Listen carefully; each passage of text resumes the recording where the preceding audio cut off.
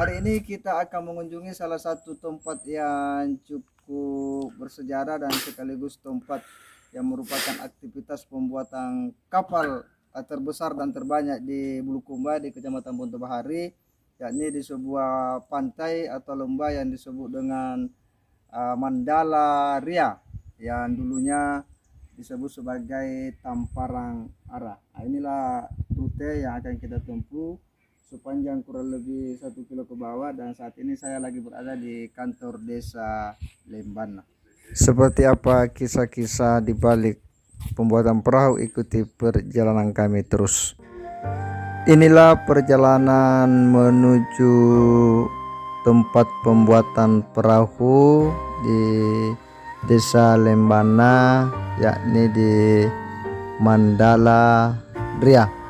Kita akan menempuh perjalanan kurang lebih 1 kilometer dari ibu kota desa, dengan melewati penurunan yang sedikit terjal di area hutan.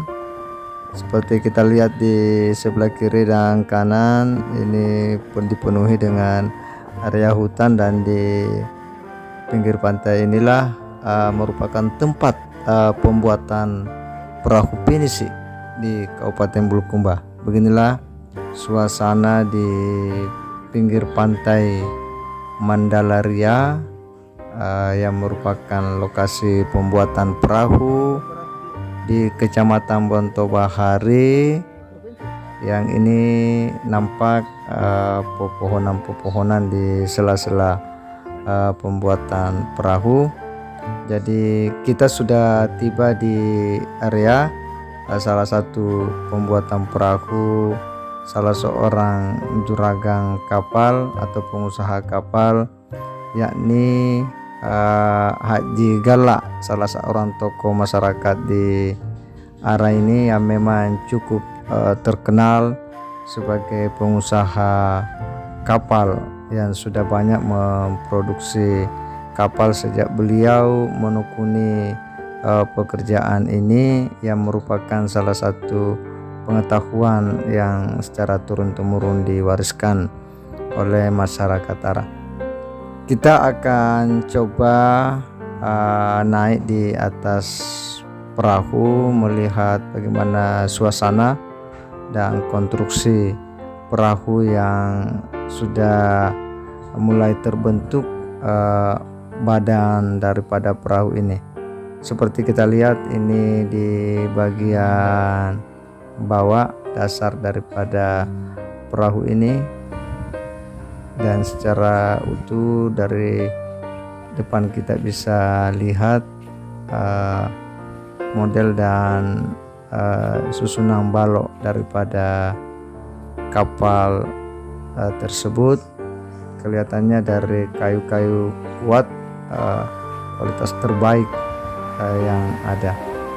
Sekarang kita sudah ada di atas perahu yang sudah dibuat beberapa bulan ini. Saya lagi di atas perahu salah seorang juragan kapal di Bonto Bahari ini, tepatnya di Arang, yakni Haji Gala. Beliau adalah seorang pengusaha kapal yang terbilang sukses di daerah Bonto Bahari ini, dan di area inilah beliau punya pangkalan untuk pembuatan kapal. Nah, tempat ini adalah salah satu tempat yang memang memiliki aktivitas pembuatan kapal yang memiliki nilai sejarah yang cukup jauh ke belakang. Itu mulai dari kisah-kisah atau cerita-cerita rakyat tentang Sawer Gading, yang pengetahuan itu kemudian terwariskan kepada warga di sini. Dan hari ini saya di tempatnya Haji Gala akan berbincang menelusuri lebih jauh seperti apa cerita-cerita atau kisah-kisah di balik pengetahuan atau kearifan lokal pembuatan kapal, dan seperti apa nilai-nilai bisnis dari proses-proses pembuatan kapal yang tidak dimiliki oleh daerah-daerah lain. Kita akan berbincang dengan beliau seperti apa prestasi-prestasi beliau, seperti apa kapal yang sudah diproduksi, dan siapa-siapa yang sudah membeli produk-produk beliau. Kepada masyarakat di luar sana bisa datang berkunjung di tempat ini dan bisa berkenalan dengan Aji Galla, salah satu pengusaha yang banyak memproduksi kapal dengan kualitas yang luar biasa.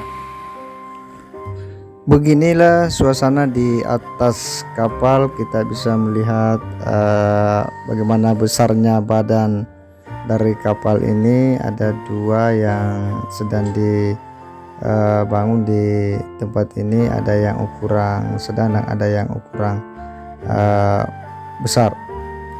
Di tempat ini memang seperti kita lihat banyak kapal-kapal yang sedang dalam proses pembuatan, dan kita akan coba turun ke bawah di lantai dasar kapal. Beginilah suasana di bagian bawah kapal. Ini nampak bagaimana susunan balok-balok kayu daripada kapal tersebut dengan begitu rapi, dan ini adalah kayu-kayu kuat yang dipakai sebagai bahan baku daripada kapal tersebut.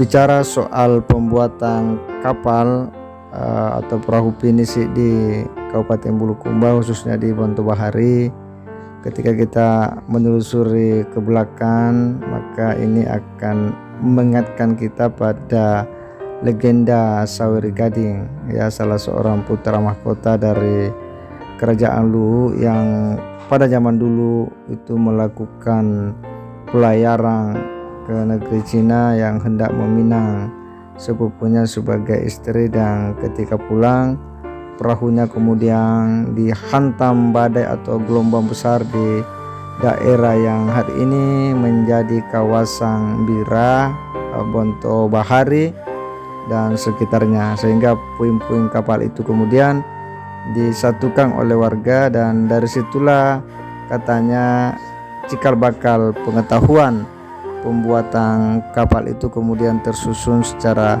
sistematis. Seperti apa kisahnya, kita akan berbicara dengan salah seorang tokoh masyarakat di tempat ini. Nenek moyang kita dulu yang berangkat, karena itu dia itu suku bangsawan dia dari Palopo, namanya Sawery Gading, memberangkatkan perahunya dari Palopo menuju ke seberang, apakah ke Jawa, apakah ke Selayar, yang penting lewat ini Pantai Mandalaria.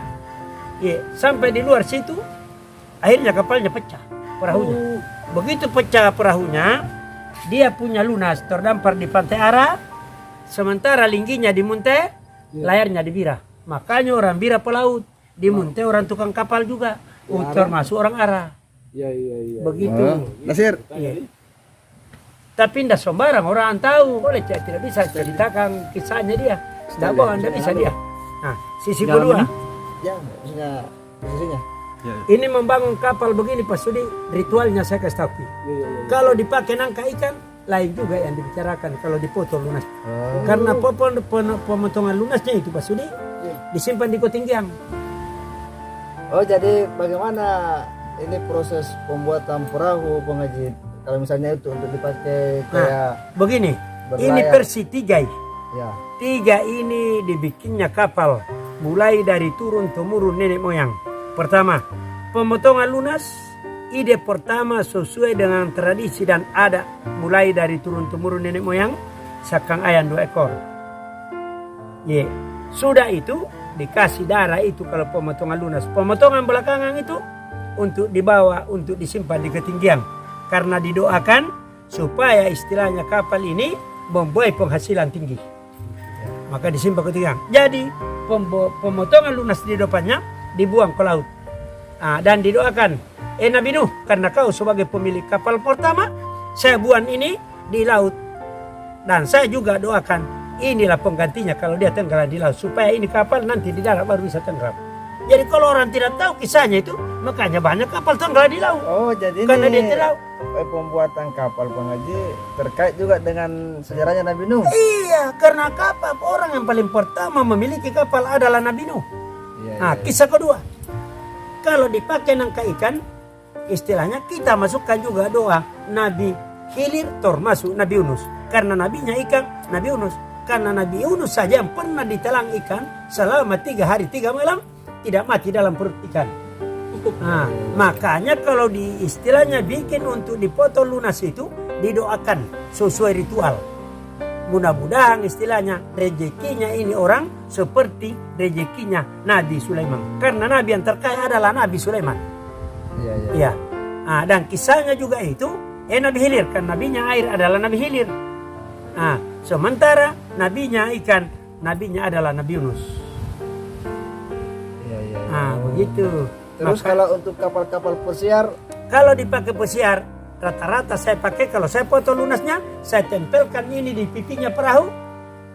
Ya Tuhan, mudah-mudahan rezekinya ini kapal seperti juga rezekinya Nabi Sulaiman, tapi gagahnya kapal tidak ada yang ditumpani yang untuk dipakai istilahnya orang untuk naik pesiar, untuk jalan-jalan di mana saja arahnya. Kalau bukan istilahnya ini orangnya, dengan ketentuan kita lengkapnya pipinya Nabi Yusuf, karena Nabi yang tergagah adalah Nabi Yusuf. Begitu. Biar kita ini langsung orang berpikir, langsung orang punya gairah. Kenapa Ki? Kemarin kuliah kurus Ki, kuliah tua Ki. Setelah ini, jadi ini pengaji ilmunya bagaimana orang Arab bisa membuat perahu ini asal muasalnya dari mana? Nah, ini kalau membuat orang Arab kapal begini, istilahnya karena ikut jejak Nabi Nuh.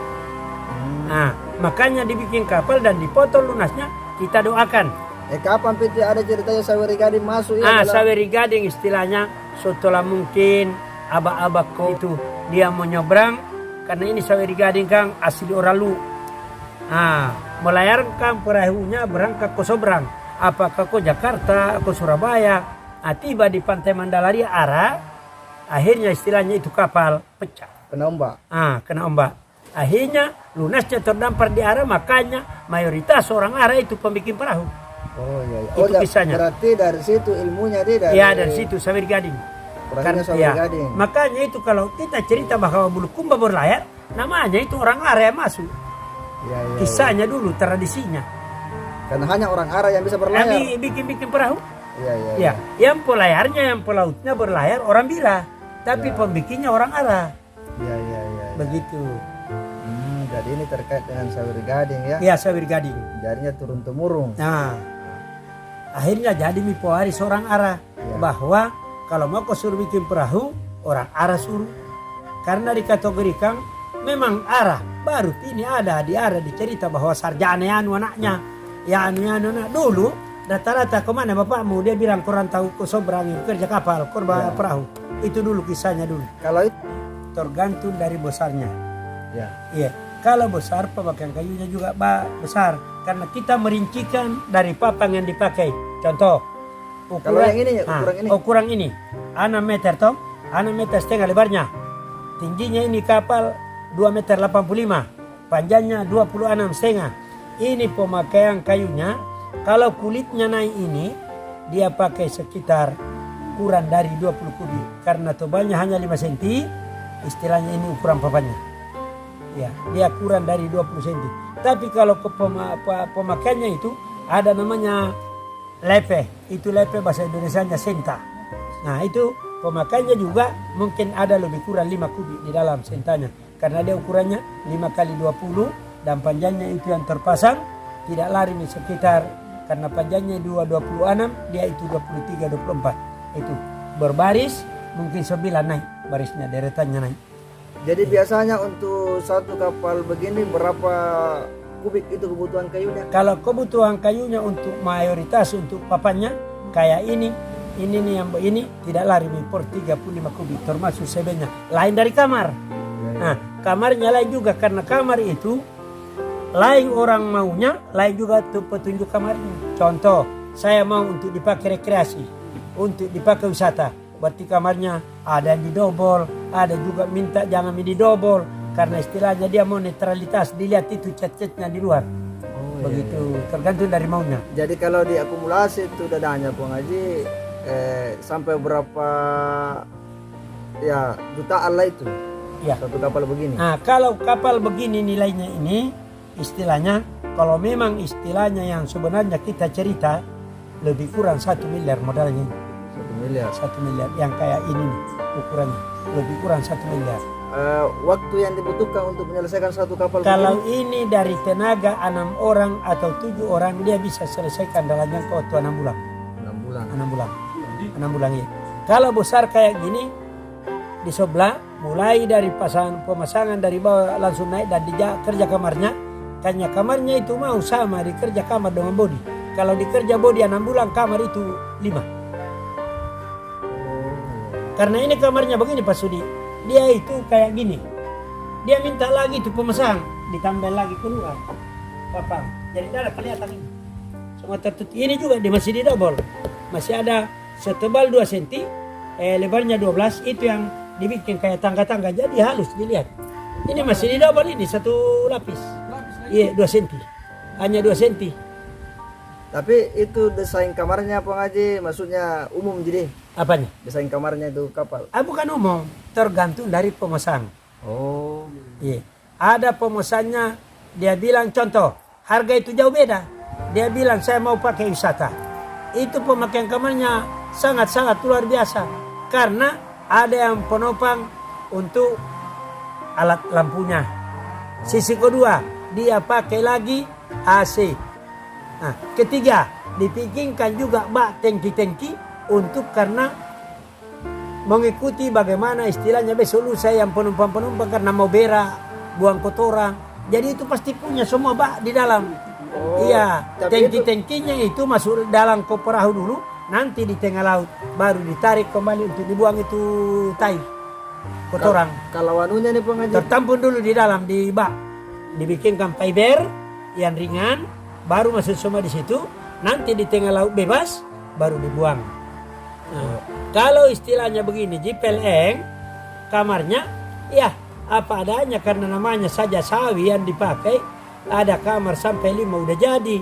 Kalau istilahnya dipakai wisata, kamarnya bisa 12, bisa 10. Ada kamar khusus lagi 1 untuk pertemuan-pertemuan. Namanya ruangan khusus itu untuk meeting. Jadi dia diperluas. Kalau itu anunya Pak Haji, keseimbangannya nih kapal, maksudnya panjang, lebar, tinggi, itu filosofinya dari mana itu? Tergantung dari maunya pemesan. Karena banyak kita kan pendapat. Ada yang minta panjangnya umpama atau di atas 30. Tapi ada minta kasih 10 meter saya. Saya senang kalau gemuk. Ada juga yang mau, saya tidak mau. Kalau gemuk kurang lari. Dia bilang berapa? Panjangnya di atas 30, tapi lebarnya hanya 7 saja atau 6,5. Begitu. Tergantung dari maunya pemesan. Tapi kalau anunya Pak itu ilmu keseimbangannya itu supaya bisa. Kalau bicara keseimbangan, semua punya keseimbangan.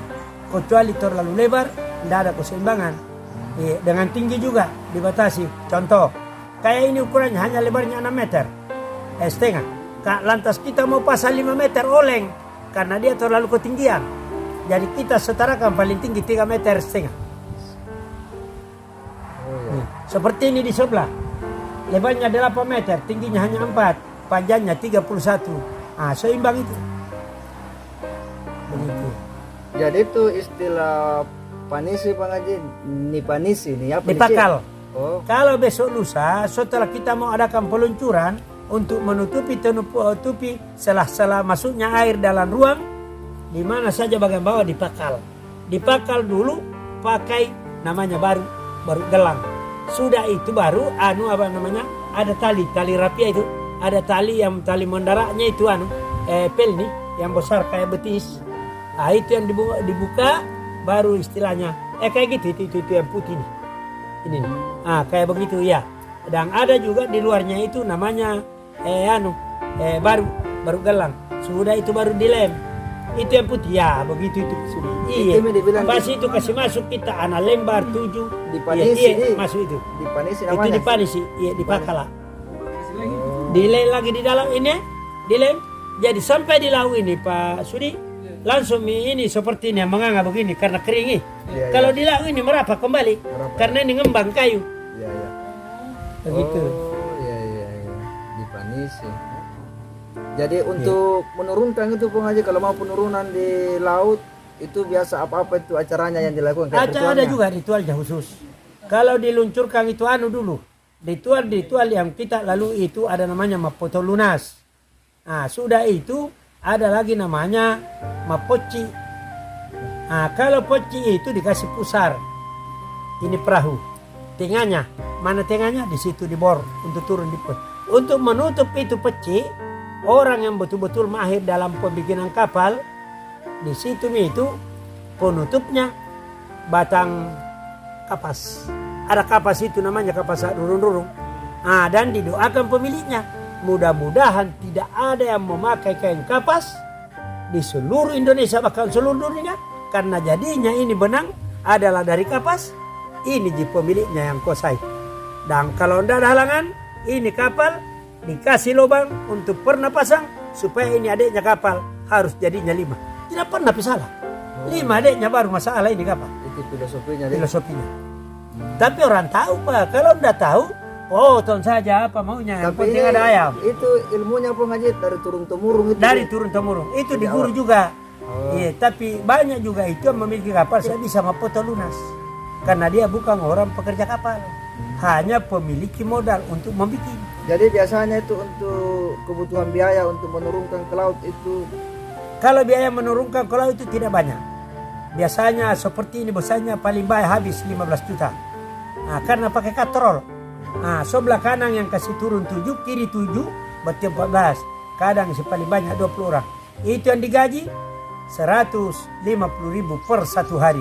Ini paling lama 2 hari sudah terapung. Itu jadi hitung-hitung berapa itu habis. Dari kasih makan mau. Dia katrol yang tarik. Ada katrol itu.